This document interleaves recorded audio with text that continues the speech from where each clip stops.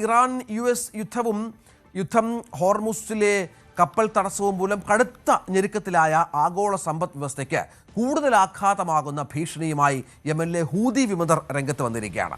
ചെങ്കടലിൽ Saudi Arabian കപ്പലുകളെ തടയുമെന്നാണ് ഇപ്പോൾ ഇറാന്റെ പിന്തുണയുള്ള ഹൂതി വിമതരുടെ പുതിയ ഭീഷണി. ഉപരോധമടക്കം അവർ ഏർപ്പെടുത്തിയിരിക്കുകയാണ്.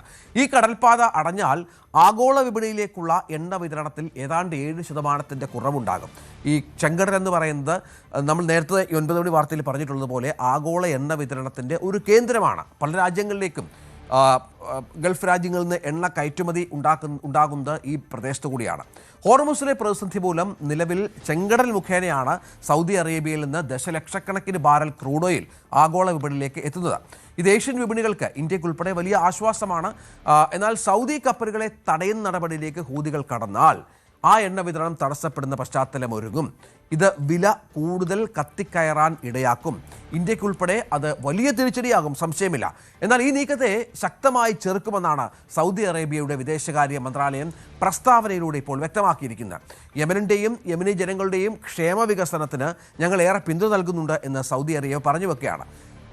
അടിസ്ഥാന സൗകര്യ വികസന പദ്ധതികൾ, ഭക്ഷ്യവിതരണം തുടങ്ങിയവരൊക്കെ വളരെയധികം സൗദി സഹായം ചെയ്യുന്നു എന്നിരിക്കെ ഞങ്ങൾക്കെതിരെ എന്തിനാണ് ഹൂതികൾ തിരിയുന്നത്, അത് അംഗീകരിക്കാനാവില്ല എന്നാണ് സൗദി വ്യക്തമാക്കുന്നത്. പക്ഷേ നമുക്കറിയാം, ഇറാൻ്റെ സഹായം ഹൂതികൾക്ക് കാര്യമായി തന്നെയുണ്ട്. വർഷങ്ങളായി ഈ സഹായം തുടരുന്നുമുണ്ട്. അത് വലിയ തോതിലുള്ള കടന്നുകയറ്റങ്ങൾക്ക് ഈ ചെങ്കടലിലടക്കം ഹൂതികളെ സഹായിക്കുന്നുണ്ട് എന്ന കാര്യത്തിൽ സംശയമില്ല. അതുകൊണ്ട് തന്നെയാണ് ഇപ്പോൾ സൗദിക്ക് വലിയ ഭീഷണിയായി ഹൂതികളുടെ വെല്ലുവിളി വരുന്നത്.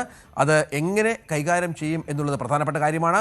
VR കാർത്തിക് വിവരങ്ങളുമായി ചേർന്നു. കാർത്തിക്, ഇതിപ്പോൾ ഹൂതികളുടെ ഒരു ഭീഷണി ചെങ്കടലിലുണ്ട്, സംശയമില്ലാത്ത കാര്യമാണ്. എന്താണ് ഇതിനുള്ള മറുപടി സൗദിയുടെ? ഒപ്പം ഏത് തരത്തിലാണ് ഇന്ത്യ അടക്കമുള്ള രാജ്യങ്ങളെ ഇത് ബാധിക്കുക? രഞ്ജിത്ത്, അതിലേക്ക് വരും മുമ്പ് ഹോർമൂസ് കടലിടുക്ക് വീണ്ടും ആശങ്ക ഉടലെടുക്കുന്ന ഒരു സാഹചര്യം ഉണ്ട്. അവിടെ 2 കപ്പലുകൾക്ക് നേരെ ആക്രമണം ഉണ്ടായി. 2 കപ്പലുകളിൽ തീപിടുത്തമുണ്ടായി എന്നാണ് UKMTO റിപ്പോർട്ട് ചെയ്യുന്നത്.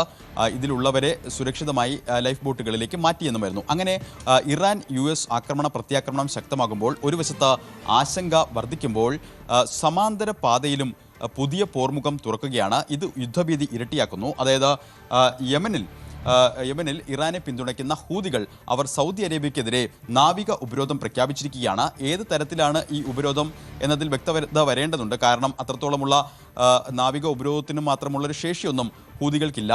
അപ്പോൾ നമ്മൾ കൂട്ടി വായിക്കേണ്ടത്, കഴിഞ്ഞ കാലങ്ങളിലൊക്കെ തന്നെ ഈ വഴി കടന്നുപോയ കപ്പലുകൾ കേന്ദ്രീകരിച്ചുകൊണ്ടുള്ള ആക്രമണമാണ് ഹൂതികൾ നടത്തിയത്. സമാനമായ ആക്രമണങ്ങളിലേക്ക് അവർ കടക്കുകയാണോ, അതിൻ്റെ സൂചനയാണോ അവരുടെ പുതിയ മുന്നറിയിപ്പിൽ നൽകുന്നത് എന്നതിൽ വ്യക്തത വരേണ്ടതുണ്ട്. എന്തായാലും ഹോർമൂസ് അടച്ചതോടെ Saudi Arabia east west petro line വഴിയാണ് ചെങ്കടലിലെ തുറമുഖമായ യാൻഫൂലേക്ക് ദശലക്ഷക്കണക്കിന് ബാരൽ എണ്ണ എത്തിക്കുന്നത്.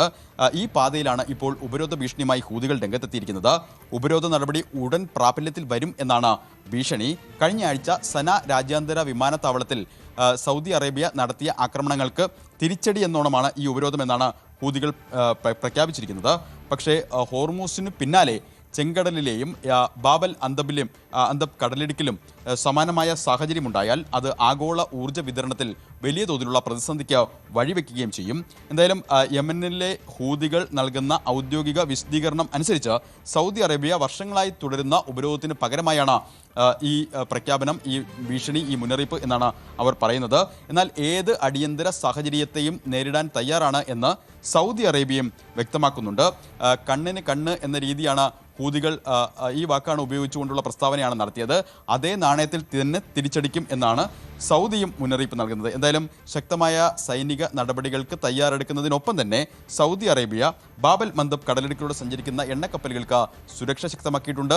അവർക്ക് ആവശ്യമായ ക്രമീകരണങ്ങൾ, ഇൻഷുറൻസ് അടക്കമുള്ള ക്രമീകരണങ്ങൾ നൽകി സഹായിക്കുന്നത് സൗദിയാണ്. ഇതടക്കമുള്ള കാര്യങ്ങളിലെല്ലാം തന്നെ സൗദി ആവർത്തിച്ച് ഉറപ്പുകൾ നൽകുന്നുണ്ട്. പക്ഷേ പുതിയ പോർമുഖം തുറന്നാൽ അത് ആഗോള ഊർജ്ജ വിതരണത്തിൽ പുതിയ പ്രതിസന്ധികൾക്ക് വഴിവെക്കുകയും ചെയ്യും. എന്തായാലും വരും മണിക്കൂറുകളിൽ യമനിൽ ഹൂതികളുടെ നീക്കം എങ്ങനെ എന്നതും നിർണായകമാണ്. ശരി കാർത്തിക്.